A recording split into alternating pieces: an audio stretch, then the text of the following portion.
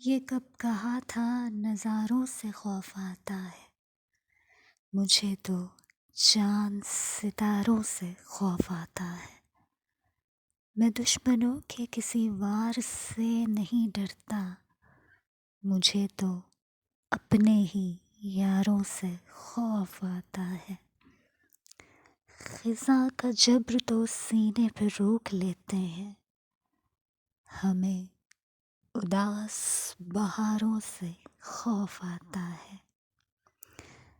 मिले हैं दोस्तों बेसाखियों से गम इतने, मेरे बदन को सहारों से खौफ आता है। ये कब कहा था नज़ारों से खौफ आता है। मुझे तो चाँद सितारों से खौफ आता है।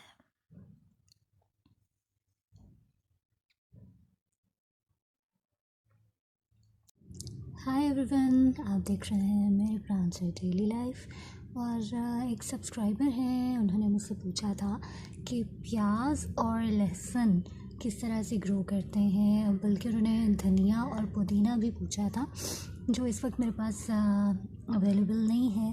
तो चलिए मैं आपको प्याज और लहसुन का बताती हूँ। ये देखिए, ये जो प्याज है, इसका ये वाला पार्ट, इसको आपने रखना होता है इस तरह से नीचे, और ये जो है यहाँ से निकलते हैं इसके ग्रीन लीव्स, जिनको आप यूज़ कर सकते हैं ऑमलेट में और सूप में और किसी भी चीज़ में खाने में आप यूज़ कर सकते हैं। स्प्रिंग अनियन, तो इसको आपने लगाना कैसे है, ये ग्रो बैग है एक, इसमें ऊपर ये मिट्टी है और कुछ प्लांट्स भी निकल रहे हैं, और नीचे इसके सारा किचन वेस्ट है। तो इसमें कंपोस्ट बन रही है मेरी, तो मैं इसी में आपको बता देती हूँ।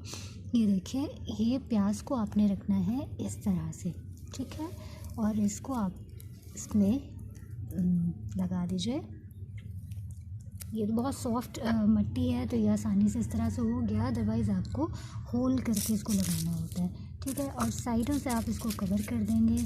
ये जो कंपोस्ट वाली चीज़ें भी ऊपर नज़र आ रही हैं, तो उसको आप इग्नोर कीजिएगा। बाकी ये है कि आप तो खैर मिट्टी में लगाएंगे, तो डायरेक्टली तो आपने इस तरह से मिट्टी से इसको कवर कर देना है, ठीक हो गया।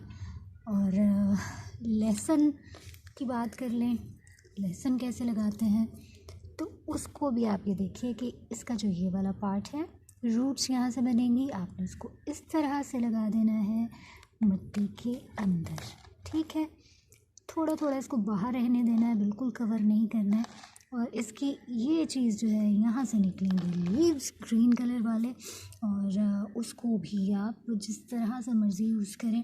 और अच्छा, उसका ये होगा कि जो ग्रीन लीव्स इनके निकलेंगे, तो आपने उनको बिल्कुल एंड से कट नहीं करना। जब वो थोड़े थोड़े यहाँ तक ऊपर हो जाते हैं, तो जैसे बढ़ने लगते हैं, तो आप उनको कट कर सकते हैं, यूज़ कर सकते हैं, बट बिल्कुल कट नहीं कर दीजिएगा, तो उससे वरना फिर प्रॉब्लम होगी। तो आप जब वो बढ़ने लगें और 1 से 2 लीव्स हो जाएं, तो आप उसको कट करके थोड़ा थोड़ा जिस तरह से आप यूज़ करना चाहते हैं कर सकते हैं।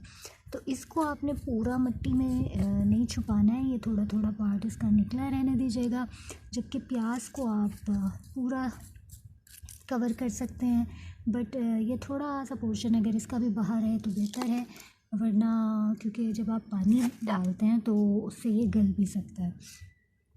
तो बाकी ये है कि आप इस तरह से इजीली धनिया को भी लगा सकते हैं। धनिया जो होता है, उसके सीड्स आप जो साबुत धनिया जो कि हम किचन में यूज़ करते हैं खानों में, उनको आप डायरेक्टली इस तरह से मिट्टी पर डाल दीजिए, और वो धनिया आपका निकल आएगा उससे।